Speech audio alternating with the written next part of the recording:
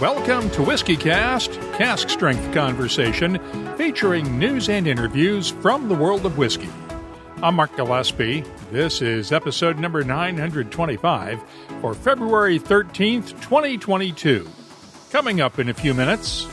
The point that we wanted to make here was that, yeah, sure, Scotland doesn't own single malt, but no one really owns single malt. That single malt should be judged based on their merits, not based on where they're made. This may not go over well in Scotland, but the Scots no longer dominate the world of single malt whiskies. The results of the Judgement of Westland are in. 2,000 tasters around the world rendered their verdicts in blind tastings, and single malts from the U.S., India, and Australia scored just as well, if not better, than their Scotch counterpart. Westland Distillery's Steve Hawley joins me later on WhiskyCast In-Depth to explain the findings and just what they mean for whiskey lovers around the world. I'll also have the What I'm Tasting This Week department, your voice, behind the label, and... Sometimes it's about the journey that gets you to the final destination, and it's been a great journey, and 5 years later, we're super excited. The news is next on this week's WhiskyCast. Dewar's brand ambassador Gabriel Cardarella again. Let's talk about some of the oldest whiskeys in our range of premium Scotch. Dewar's 18 year is one of my favorites. A sipping whiskey with a long, sweet finish, a must-try. Dewar's 25 year is the oldest and rarest whiskey in our permanent range. It's finished and double-aged in the finest Oloroso sherry casks from our Royal Bracla single malt distillery. And now, a message from Robin Redbreast. A thoughtful gift is hard work. What you need is a go-to multi-purpose gift for all occasions. A bottle of Redbreast can say, "Enjoy every minute, they grow up so fast." Oh. And equally nails, "Apologies for the back pain, I should have just hired a moving company." Proud sponsor of WhiskyCast. Redbreast. Pass it on. Let's get started with the news. It's brought to you by the Dalmore. Scotch whisky exports are starting to recover following the end of the punitive U.S. tariffs, along with the impacts of the COVID-19 pandemic. Export value and volume both grew during 2021 over 2020's pandemic and tariff-affected numbers, but still remain below 2019's record highs. The U.S. showed an 8% gain in export value, despite having the tariffs in place for the first quarter of the year. But the biggest movers were the Asia-Pacific region and Latin America, which showed a 71% gain in the value of Scotch exports. The European Union countries account for 30% of all Scotch whisky exports and showed an 8.2% gain in the first full year following Great Britain's departure from the EU.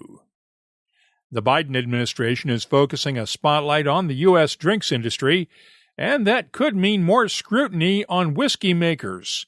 The administration wants to increase competition in many industries that have seen a lot of consolidation in recent years, and that includes the overall drinks industry.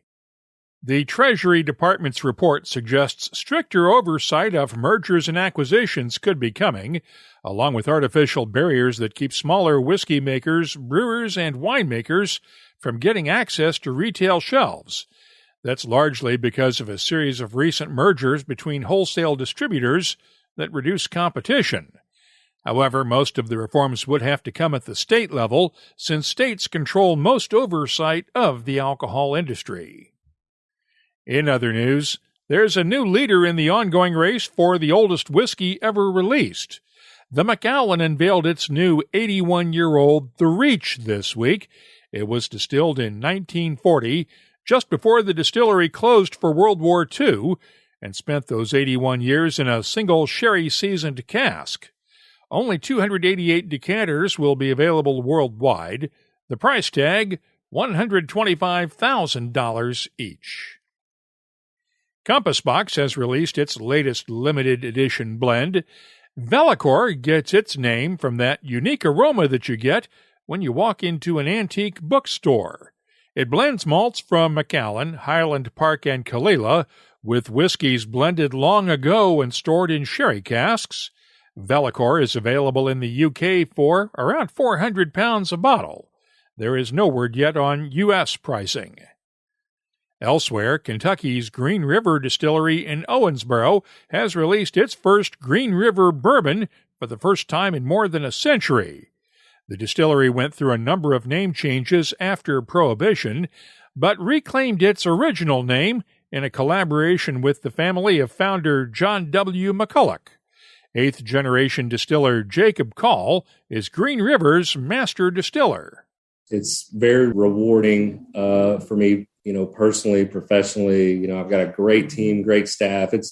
These things are always bigger than one person. My name may be on the bottle, but we got a great team here. It took a village, from sales and marketing and to dig up all the history and the glass, and just super proud. I'm proud for Owensboro. Owensboro, Kentucky was a rich distilling heritage. I saw an article the other day that in 1880, the Davis County actually had more than double of the federal tax revenue paid on tobacco and alcohol of any other county in the United States. So there were over 23 distilleries in Davis County, and to be able to bring that back to Owensboro is just super cool. Right now, Green River Bourbon is available only in Kentucky, but it'll be available soon in Tennessee, Indiana, Missouri, and Florida for $35 a bottle. I'll have my tasting notes for it in a few minutes. At the other end of the state, M.B. Rowland Distillery in Pembroke, Kentucky, has released its first bottled-in-bond bourbon. Barker's Mill gets its name from a historic mill along the West Fork Creek that once had its own distillery on site. The mill was eventually torn down in 1940. Barker's Mill bourbon is available now at the distillery and will soon be available at select Kentucky retailers. You can keep up with the latest whiskey news all week long on our social media feeds and at WhiskyCast.com. The news is brought to you by the Dalmore. Hello, Richard Patterson here, Master Distiller, Master Blender for the Dalmore. Whenever the team and I are in the world sharing our exceptional single malt, we like to keep in touch with Mark Gillespie and the latest news from WhiskyCast. It's been a great experience for me, and I think the one thing I really regret is I can't call up my father and Colonel Beam and Mr. Van Winkle and the Motlows from down Tennessee and invite them all to lunch and share with them what's going on in Bourbon Land. They would love it. I mean, most of them spent their careers being abused by the Women's Christian Temperance Union and the Anti-Saloon League and local governments, and all of that's disappeared. That's Bill Samuels, Jr., the Chairman Emeritus of Maker's Mark. He joined me Friday night for our Happy Hour live webcast. You can catch the on-demand replay at the WhiskyCast YouTube channel. As soon as this podcast is over, we'll have a podcast version out later this week. This Friday night, I'll be joined by Lance Winters and Dave Smith of St. George Spirits in Alameda, California. Arguably, St. George is one of the pioneers of the craft distilling movement. While a lot of craft distillers have been celebrating their 10th anniversaries recently, St. George Spirits is marking its 40th anniversary this year. Join us at 5 p.m. New York time Friday on the WhiskyCast YouTube channel, our Facebook page, Twitter, and Twitch.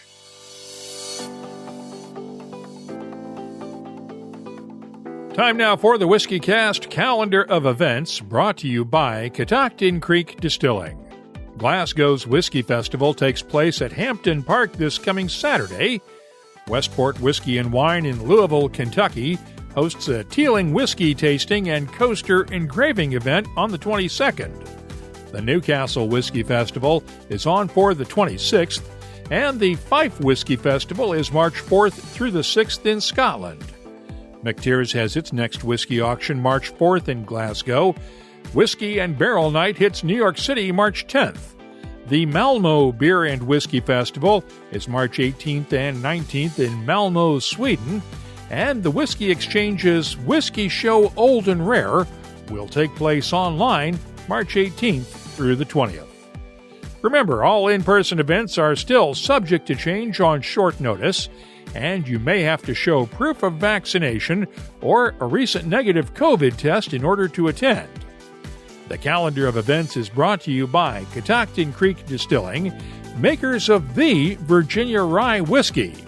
You'll find their Roundstone Rye at fine whiskey shops in 26 U.S. states, 3 continents, and online.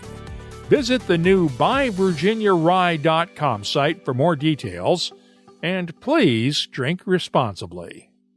And now, a message from Robin Redbreast. So, in Spain, they call Redbreast Petit Roco. It's me, but a touch more exotic. Kind of like a Redbreast PX edition. Finished in Pedro Jimenez casks, adding a velvety and decadent dimension. You know, I won't lie.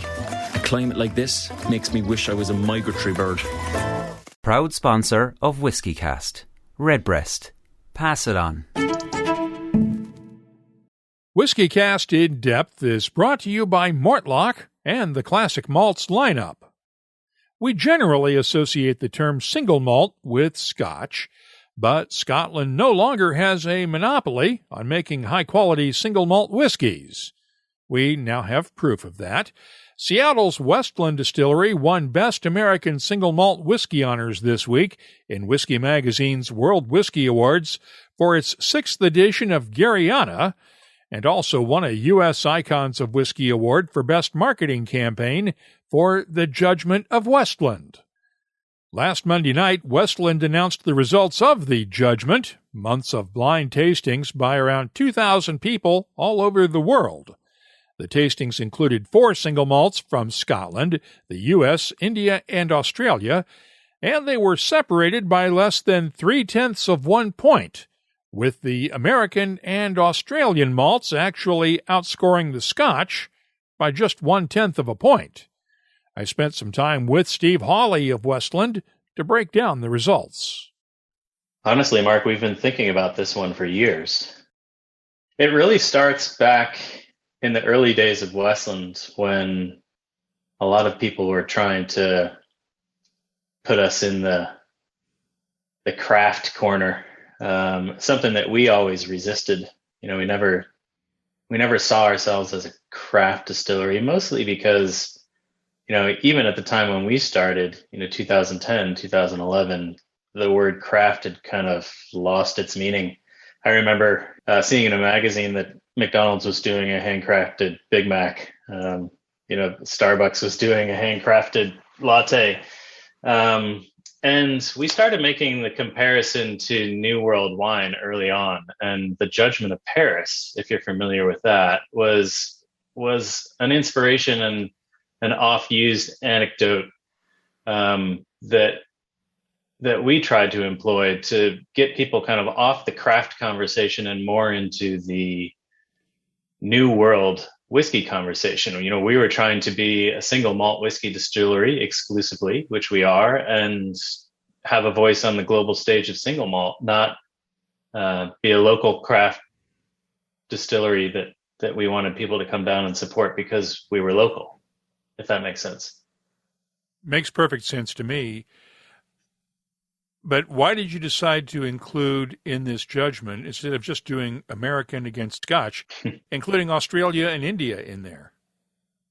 Yeah, well, you're giving it away here, Mark, for anybody that hasn't taken the blind tasting. But we've closed the poll, so I think that's fine. You've already announced the results. So. We've already announced the results. So, I think, this wasn't about us versus them necessarily, Westland versus Scotland, American versus Scotland. This was about the truth that, single malt is really a global phenomenon now. And, we acknowledge that the Japanese were really the first to prove that great single malt could come from outside of Scotland. And, in the years since, there's been great single malts coming from nearly every corner of the earth. And, the point that we wanted to make here was that, yeah, sure, Scotland doesn't own single malt, but no one really owns single malt. That single malt should be judged based on their merits, not based on where they're made.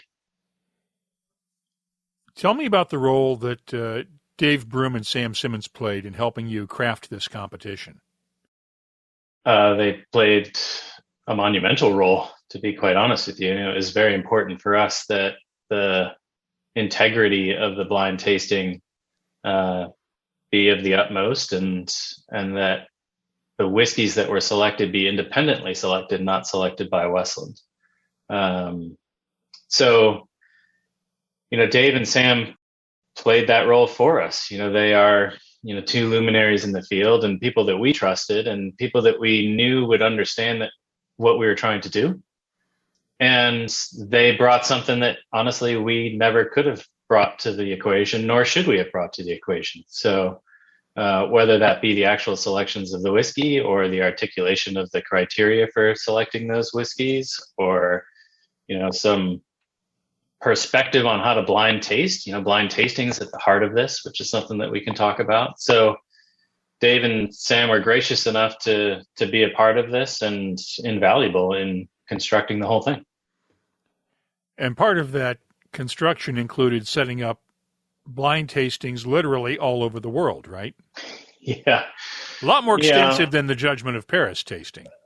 Certainly more extensive than the Judgement of Paris. I won't pretend to know how many tasters were at that, but I'd wager it was probably around a dozen, and we got to upwards of 2,000, nearly 2,000 people took the Judgement of Westland.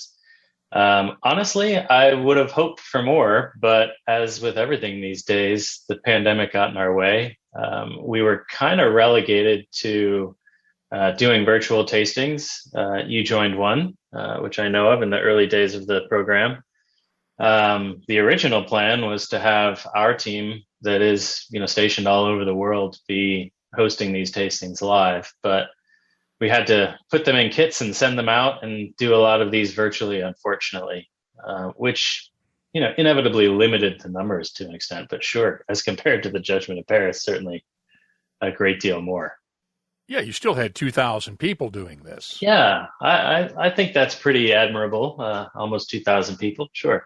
And that, in polling terms, would be a representative sample, I think. I think it is. I think it's a fair sample. Yeah, and I think it's a fair sample, and I think that you saw the numbers play out. I'm no statistician, Mark, but I think that after we launched this program at the Whiskey Show in London in October, and as the months progressed, you saw kind of an evening out of the scores, which gave me some confidence that the numbers that we were pulling were an accurate reflection. And in the end, it was all four whiskeys were down to within 0.3%. Absolutely. Yeah. I mean, my takeaway is just that, is that, they all held their own against each other. The scores were relatively even. And in my mind, that's a good thing, right? There were no outliers. They scored, like you said, within 0.3 points of each other, which just goes to prove the point, right? That great single malt is being made around the world, and each deserves to be considered. Is it fair to say you have not said which whiskeys came from which countries? Obviously, it's fair to say that the U.S. one was Westland. Yeah, if you're really bright, you can guess the distillery that made the whiskey from the United States. We are not revealing, to everybody's chagrin, I know, the whiskeys from the other three countries, and they are Scotland, Australia, and India. And the reason for that is twofold. First, honestly, it's not really the point, Mark, right? It's not the point of the exercise. But more specifically, while each of those three distilleries know that they were included in this project, not all of them have come together to agree that they want to be revealed. And out of respect for them, it's either all or none. So we're not going to reveal the names of the actual whiskeys or the brands of the actual whiskeys. You're just going to have to be left with the regions. Can you at least give us a little bit of insight into the Scotch whiskey, though? Was it Was it a Speyside or a Highland? Was it a Lowland? Or how old was it compared to your whiskeys? I'm not going to play that game with you, Mark. I know you want to, but I will say it is one of the best-selling whiskeys in the world. It is not some tiny, obscure distillery, and I'll just leave it at that. You didn't pick Glen Googly or something like that. Glen Googly. No, and I will say it's one of my favorite whiskeys. And a little anecdote, when I was just out of college and really getting into single malt, I was gifted a bottle of this whiskey after teaching a class. I was guest teaching a class, and my friend who invited me gave me a bottle of this, and it kind of sparked my love for single malt. And here I am many years later. Slagging it off as a loser in this race. Not at all. I'm kidding, of course. What do you do with these results now that you've got them in? Where do you go from here? Where do you take it? Well, we're going to publish the results far and wide, and we're going to do our damnedest to share it with anybody that's interested. Certainly we'll be, promoting it in the expected channels. We'll be talking about it quite a bit over the next couple months, and hopefully people will go to the website, thejudgmentofwestland.com, and weigh in. You don't have to take the blind tasting to have an opinion on this provocation, do you? So we're going to do our best to be broadcasting the results, far and wide. Just out of curiosity, what did Sam and Dave have to say when their results finally came in? Sam and Dave have been fascinated from the get-go. They were both at the whiskey show when we kicked this off. Sam actually sat in one of the sessions that we hosted at the whiskey show. And this kind of brings me back to the idea of blind tasting and how challenging it is. Mark, you know this. Oh, yeah. Blind tasting whiskey is really difficult, even for those of us that are in the whiskey business that do whiskey tastings every day. It is very, very difficult to pick out a whiskeys. And Sam, who was one of the two people that selected the 4 whiskeys, he didn't even get them all right in his blind tasting. And I think that kind of just underscores the fascination that we've all had with it. Dave and Sam and I have been talking, regularly over the months as the results have come in and ebbed and flowed a little bit. And we're just enthralled by it. It's a wonderful psychological experience when you're watching people blind taste things, try their hardest not to guess what they are and failing, because that's all people want to do is guess what's in the glass. And then, obviously after the big reveal at the end where these whiskeys are from, to watch the reactions and to hear the commentary that comes out of them is really, it's exciting. I will say in when we were in London, the proverbial belly of the beast, right? Regardless of the impressions of each whiskey, you had a lot of people there that walked in, pretty big chested saying, I'll be able to pick out the Scotch whiskey, no problem. And then when they couldn't, the look on their face and their exasperations, was just priceless, What does this say about the future for American single malt, putting on your American Single Malt Whiskey Commission hat now?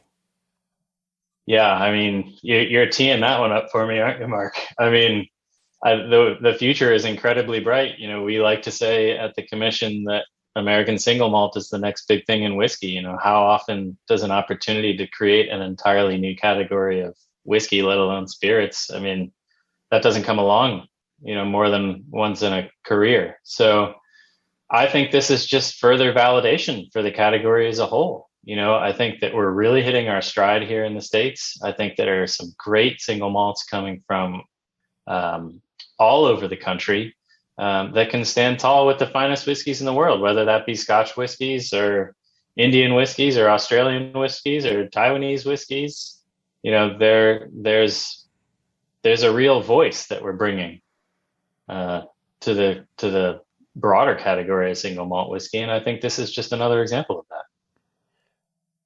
I've got to get your reaction to the TTB posting this week in the Federal Register, where it basically clarified all the rule changes they made last year, and then said, Well, yeah, we recognize what the American Single Malt Whiskey Commission wants to do with defining American single malt, but since we didn't ask about it, we're going to have to make that the subject of a future rulemaking, which means you basically got kicked down the road yet again, right? No, I wouldn't characterize it that way. And believe me, I was up late all night kind of trying to quiet the Twitterverse. Those documents can be very challenging to parse. I understand that. But what the TTB issued yesterday that was reflected in the Federal Register was not unexpected and a good thing. These are petitions that were submitted and notices that were issued way back in 2018. And they're finally publishing final rules that will ultimately, impact the beverage alcohol manual. That is a good thing. All of that is a good thing. It really, in my mind, helps clear the path for a little more focus on some of the other things. And what I was really encouraged by was that American Single Malt Whiskey and the Commission was given the top half of that paragraph that you're referring to in the document that was published yesterday. So I'm in regular contact with the TTB. They did that giant omnibus notice back in 2018, and they finally kind of closed the book on that, which is a good thing. What they're going to do now is take things like they did with the format sizes not too long ago. They're going to take them one at a time this time. That'll give them a little more focus and hopefully, I'm crossing my fingers, a little more expediency. So American Single Malt Whiskey is still on the spring agenda at the Treasury Department. They've assured us that it is a priority for them. So I'm hoping we're looking at a matter of weeks, not a matter of months, until they issue what's called an NPRM, or a notice of proposed rulemaking. I'm further optimistic that notice will reflect the definition that we as a commission and a group of distillers have outlined. And once that happens, that will trigger a public comment period where anybody in the world literally can weigh in. So look, it's not a quick process, but what happened yesterday was, again, expected and not impeding any of the progress that we've made. In fact, again, I'd say the opposite. It's paving the way. It gives the appearance that it's impeding it only because we had made such a big deal when it appeared in the government's unified agenda with a deadline of December. And we're now a month and a half into the new year, past the end of December, and it still hasn't happened yet. So obviously, this does clear the way for it. So you're still optimistic that it's going to happen in weeks, you think? I hope so. Yeah, I hope so. Again, the gears of democracy tend to turn slowly. The pandemic hasn't helped anything. The folks at the TTB, last time I spoke with them, they still aren't going into the office regularly, so they're not together. These things require consensus and signatures and lots of procedure on their end. Make no mistake, they also have a giant daily task to do. They approve 180,000 label submissions a year, give or take 10,000. Yeah. That is a monumental task. So, we're all whiskey makers, Mark. We're used to being patient. We've been working on this for the better part of 6 years now. I absolutely believe that we are closer than we've ever been before. They're not going to give us a firm timeline, so we can only guess. But again, I know that it's a priority for them, and they will get to it. A regulatory process with an age statement. I love it. Yeah, exactly. As for those other whiskeys, as Steve Hawley mentioned, they do not plan to disclose the identities, since the other distillers have not agreed to have their brands associated with this project. However, we can narrow things down just a bit. The Australian single malt likely came from Starward Distillery in Melbourne, which is the one Australian distillery that is widely exporting its single malts worldwide right now. The Indian whiskey likely came from either Amrut, Paul John, or Rampur. And as for the Scotch, well, that's the mystery. I could match my sample against most of the major 10 to 12-year-old single malts to find a match, but that would ruin the mystery. That's WhiskyCast In-Depth. It's brought to you by Mortlock, whiskey's best-kept secret, hidden away for decades in some of the world's most famous Scotch whiskies. Comes a single malt inspired by an original for a fortunate few. Discover the entire Mortlock lineup at malts.com. The What I'm Tasting This Week department is brought to you by Sagamore Spirit. And let's start off with the Green River Bourbon we heard about from Jacob Call during the news. It's bottled at 45% ABV, and the nose is classic bourbon, caramel apples, vanilla, subtle spices, and hints of stone fruits. The taste has good spicy notes of black pepper, cinnamon, and allspice, along with honey, vanilla, stone fruits, and a touch of caramel. The finish, long and spicy with a hint of fruits, and I'm scoring the Green River Bourbon a 93. The Senator Barrel Proof Rye from Proof and Wood Ventures won Best American Rye Whiskey honors this week in Whiskey Magazine's World Whiskies Awards. It's a 6-year-old rye bottled at 59.1% ABV. The nose is very aromatic and full of baking spices, along with just a hint of dill and touches of honey, vanilla, and dried fruits. The taste has intense notes of baking spices, along with apples, peaches, and apricots in the background, and touches of honey and vanilla. The finish is long with lingering spices, and I'm scoring the Senator Rye Whiskey a 93. I'll have more tasting notes in just a minute, but first, our tasting notes are brought to you by Sagamore Spirit Rye Whiskey. They're reviving the tradition of Maryland-style rye at their Baltimore farm and waterfront distillery.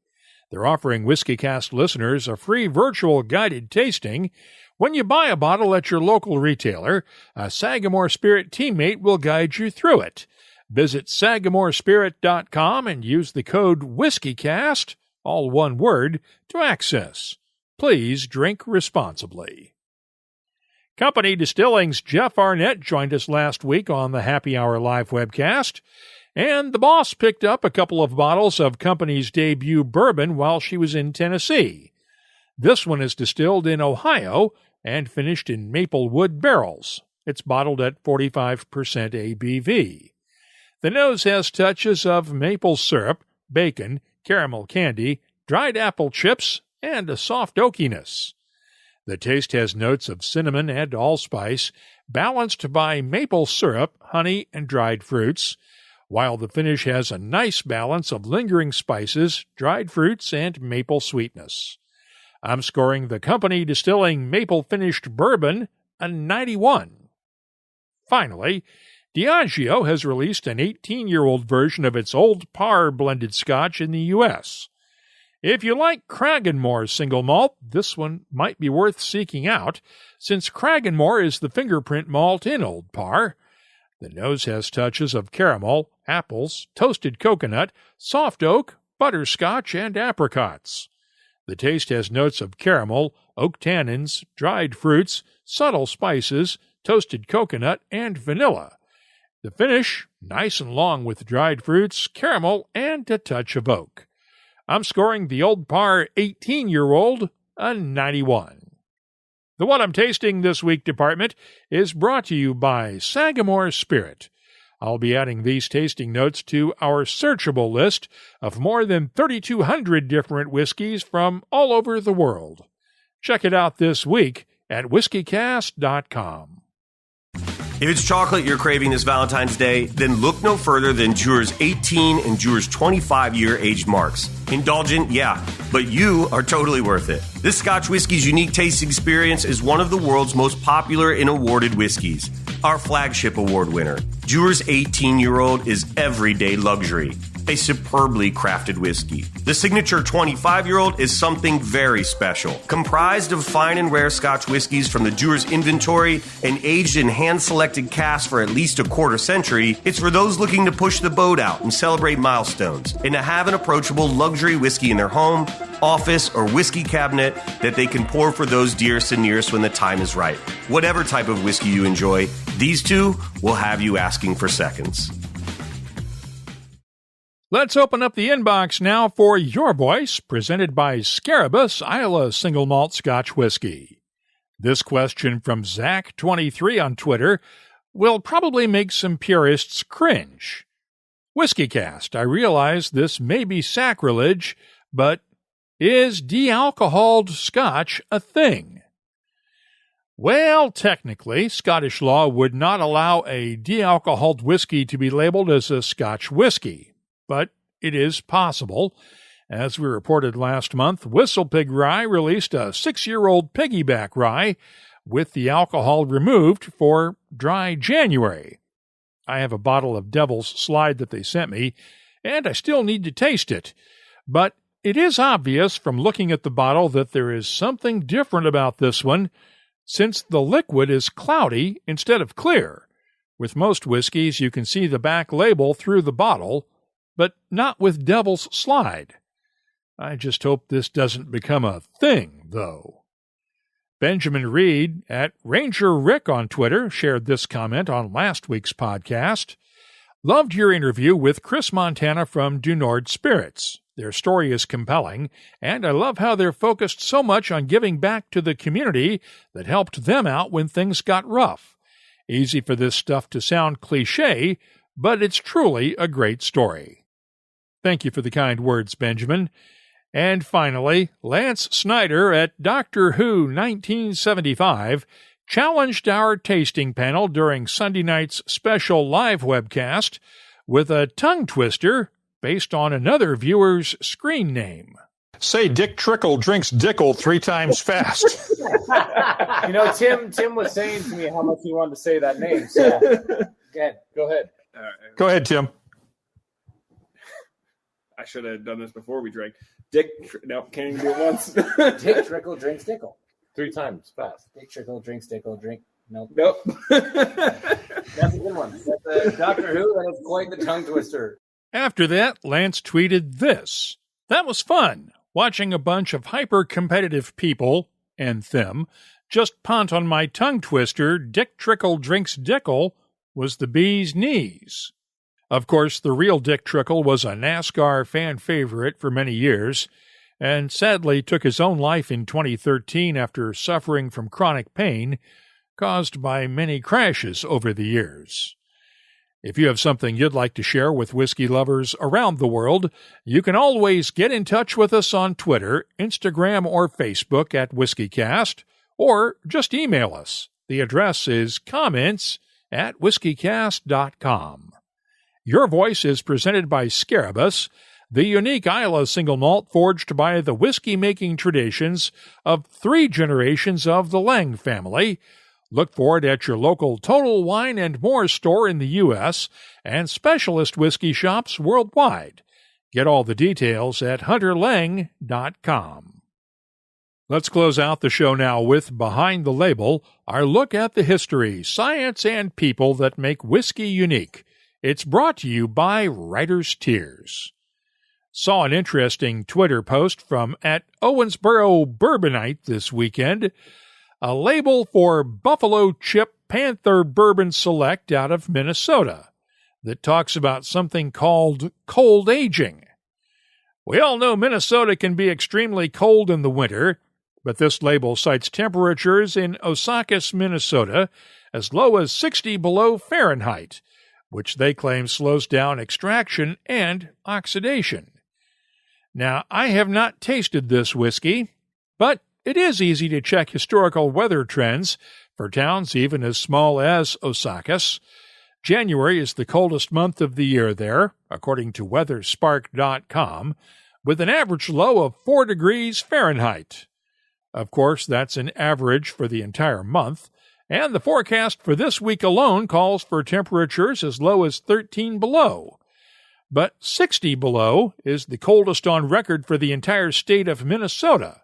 That's according to the State Department of Natural Resources, and the record was set on February 2nd, 1996 in Tower, Minnesota, some 240 miles northeast of Osakis. Now, what would actually happen if you took the temperature in a rickhouse down to 60 below? Well, the stronger the whiskey, the lower the freezing point. For instance, if you took a bottle of whiskey at 43% ABV, it would freeze at around 15 below Fahrenheit. That's minus 26 Celsius.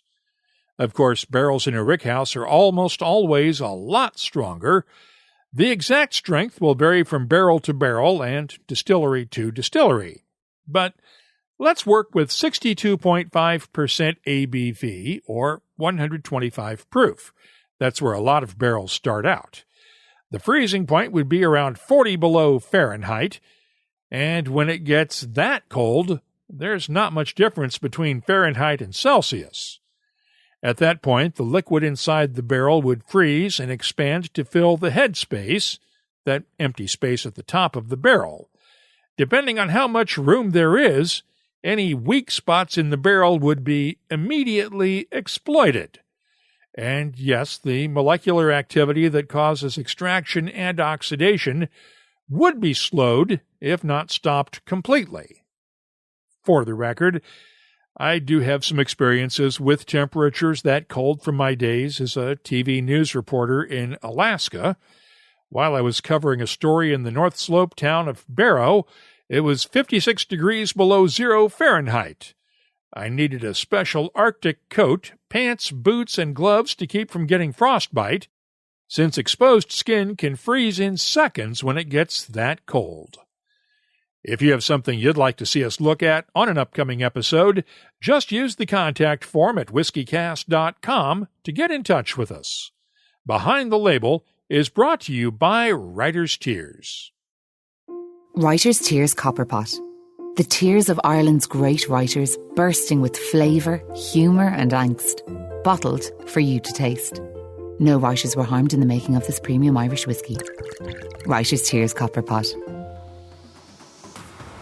That's all for this edition of WhiskyCast. You'll find links for the stories in this episode in our show notes at whiskycast.com. That's also where you'll find the latest whiskey news, my tasting notes, cocktail recipes, the calendar of events, and a complete archive of past episodes going all the way back to 2005. Get in touch with us on Twitter, Instagram, and Facebook at WhiskyCast. The email address is comments@whiskycast.com. And now, a message from Robin Redbreast. Small batch. How would you describe it? It's like an Irishman's understanding of baseball. Extremely limited. Proud sponsor of WhiskyCast. Redbreast. Pass it on. Dewar's 18 and Dewar's 25-year are must-try, must-add bottles to any whiskey bar collection. The care that goes into these two bottles is first class. Keep an eye out for them at your local liquor store. These two, I know you'll enjoy.